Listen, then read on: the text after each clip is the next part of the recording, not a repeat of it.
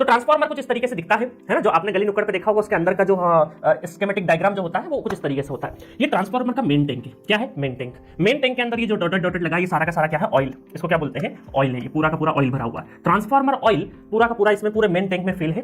Transformer oil के दो purpose होते हैं, एक तो कूलिंग प्रोवाइड करना, जैसे हमारी बाइक वगैरह में ऑयल क्यों डालते हैं? क्योंकि इंजन को ठंडा रखे, कूलिंग पर्पस। और दूसरा है कि ये जो दोनों वाइंडिंग है, इलेक्ट्रिकल कनेक्शन जो इसमें है, इन दोनों वाइंडिंग्स को इनको आइसोलेटेड मतलब इंसुलेटेड रखे, ठीक है? सॉरी, इंसुलेटेड नहीं, आइसोलेटेड रखे, ठीक है? तो यहां पर ये बोल सकते हैं कि इंसुलेशन प्रोवाइड करना एक तरीका, इन दोनों वाइंडिंग्स के बीच में इंसुलेशन प्रोवाइड करना, और दूसरा है कूलिंग पर्पस, ठीक है? आइसोलेटेड तो है, इसे इंसुलेशन प्रोवाइड करना, ठीक है? तो ऑयल के दो पर्पस, मैं सब कुछ लिखवा दूंगा, आपको अभी लिखने की जरूरत नहीं है। अब देखो इस मेन टैंक के अंदर क्या है? कोर। ये कोर हमारा जो पिछले लेक्चर में हमने बनाया था, कोर है, और ये दोनों वाइंडिंग है। अब ये दोनों वाइंडिंग को हम प्राइमरी सेकेंडरी भी बोलते हैं, बट जैसे जैसे हम थोड़े से मैच्योर होंगे तो प्राइमरी सेकेंडरी की बजाय हम क्या बोलेंगे? एचवी और एलवी, हाई वोल्टेज वाइंडिंग और लो वोल्टेज वाइंडिंग, इनको बोलते हैं वाइंडिंग्स। क्या बोलते हैं? वाइंडिंग्स। कोर के ऊपर, कोर किससे बना रहता है? सीआरजीओस मेटल का बना होता है, इसके ऊपर वाइंडिंग रैप अप करी हम लोगों ने, जिसको एचवी और एलवी बोलते हैं। प्राइमरी और सेकेंडरी इसलिए नहीं बोलते हैं, मतलब उसका भी एक लॉजिक बता ही देता हूं आपको। प्राइमरी का मतलब जिधर साइड हम सप्लाई दे रहे हैं उसको हम प्राइमरी बोलते हैं, जिस साइड लोड कनेक्ट करते हैं उसको सेकेंडरी बोलते हैं। सॉरी।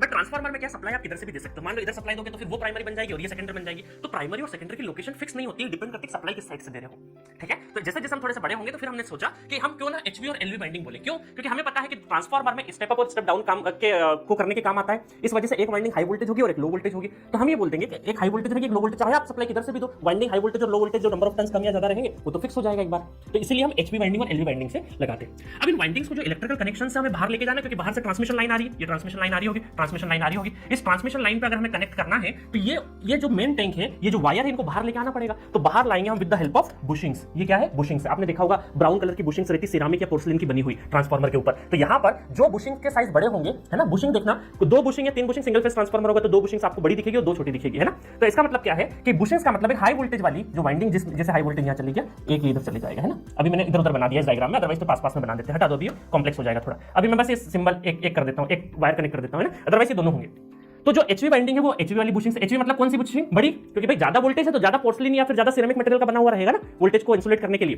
तो बुशिंग का काम क्या है कि भाई ये जो इंटरनल वाइंडिंग से ट्रांसफार्मर के टैंक के अंदर, इसको बाहर लाना, टैंक से बाहर लाने के काम आए, ठीक है? चलो, और ये सिमिलरली एलवी वाइंडिंग हम लोग छोटी बुशिंग्स के, तो ये है बुशिंग्स। बुशिंग का भी पर्पस समझ में आ गया।